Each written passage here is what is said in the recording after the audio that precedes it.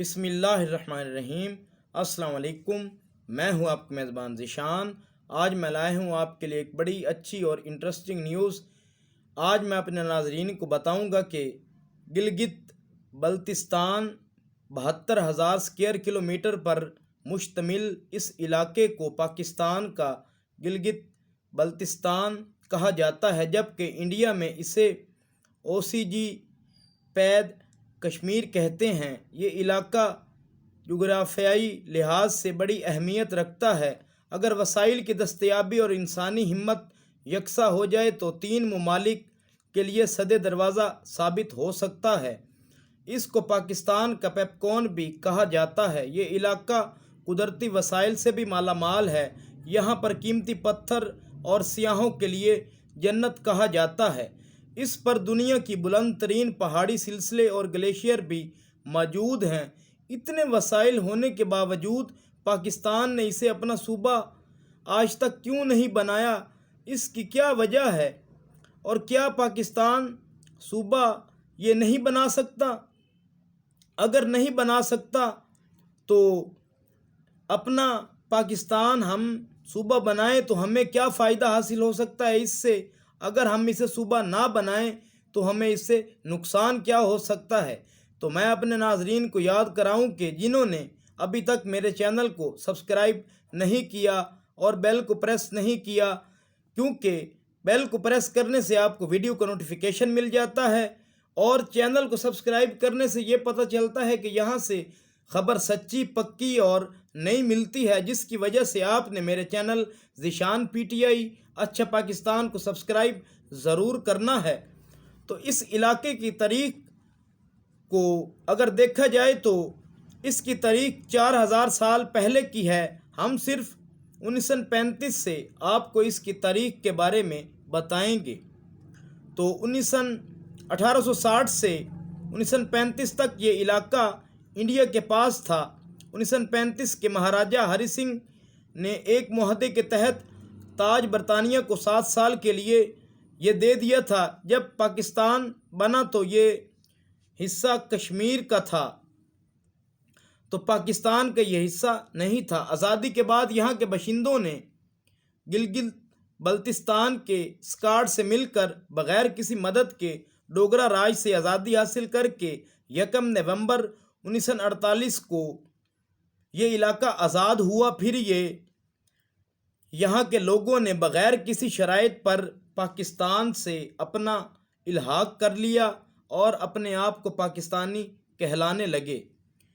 پھر 28 اپریل 1949 کو کراچی حکومت کے تحت اسے آزاد جموں کشمیر نے یہ علاقہ پاکستان کے حوالے کر دیا، لیکن آئین میں پاکستان میں یہ کہیں بھی نہیں لکھا کہ یہ گلگت بلتستان پاکستان کا حصہ ہے۔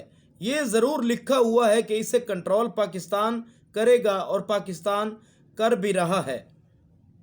1949 کو اقوام متحدہ نے اسے جموں کشمیر کا حصہ قرار دے دیا اور کہا کہ کلیریفائی کے بعد پتہ چلے گا کہ یہ حصہ پاکستان کا ہے یا انڈیا کا ہے۔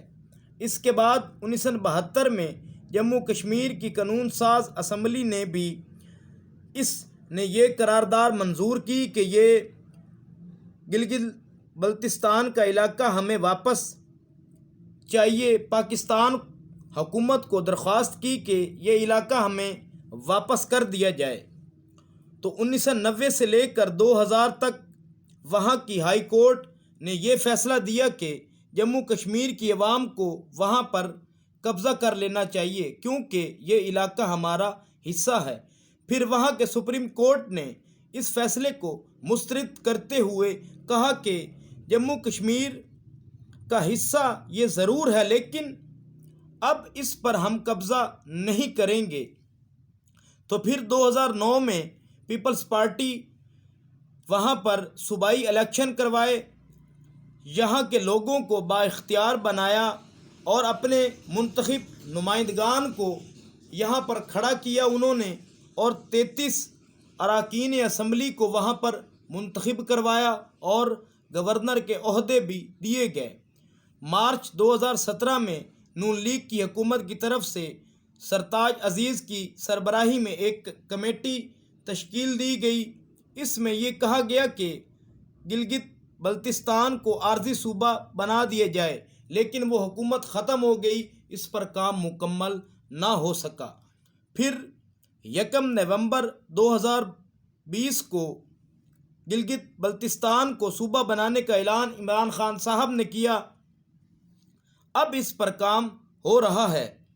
اگر پاکستان اسے اپنا 5واں صوبہ بنائے تو پاکستان کو اس سے نقصان یہ ہوگا کہ UNO کی جانب سے یہ علاقہ جموں کشمیر کا حصہ ہے، تو ہم یہ کام کریں تو انڈیا یہ کہے گا کہ متنازع علاقہ کو پاکستان نے اپنا صوبہ بنا لیا ہے، تو پھر جموں کشمیر کا حصہ ہے یہ، تو اگر ہم یہ صوبہ بنائیں تو انڈیا بھی جو کشمیر ان کے پاس ہے وہ وہاں پر کوئی نہ کوئی حرکت کرے گا۔ تو اگر نقصان یہ ہے، اگر ہم اسے بنائیں تو فائدہ ہمیں پتہ کیا ہوگا۔ ایک تو ڈائریکٹ اور انڈائریکٹ جو چائنا ہمارے ملک کے اندر انویسٹ کر رہا ہے، جو 60,000 ارب ڈالر کی وہ انویسٹ یہاں پر پاکستان کے اندر کر رہا ہے، وہ اس کو زیادہ بڑھائے گا، کیونکہ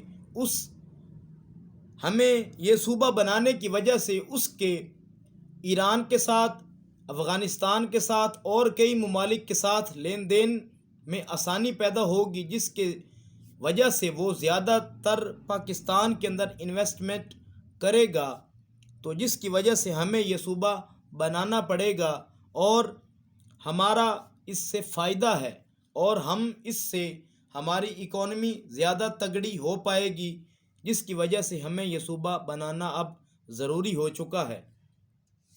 تو اگر اسے دیکھا جائے تو وہاں پر بڑے خوبصورت پہاڑ ہیں، پہاڑی علاقہ ہے یہ، وہاں پر چھوٹے چھوٹے گاؤں بھی موجود ہیں جو قدیمی گاؤں ہیں، وہاں پر اگر آپ جائیں تو بڑی آپ کو خوبصورت جگہ نظر آئے گی، اونچی اونچی پہاڑیاں جو آسمان سے باتیں کر رہی ہیں، کہیں پہاڑ جہاں پر برف نے انہیں ڈھانپا ہوا ہے، اور آپ کو یہاں سے دوسرے کنارے تک جانے کے لیے پرانی جب نظر آئے گی پٹڑیاں لکڑی کی بنی ہوئی، وہ آپ کو دیکھ کر نظارہ وہ دیکھنے کا ہوتا ہے، وہ اب بھی وہاں پر موجود ہیں، کیونکہ یہ گلگت بلتستان کے اندر اگر ہم جائیں تو وہاں پر ابھی بھی پرانی چیزیں کافی آپ کو نظر آئیں گی،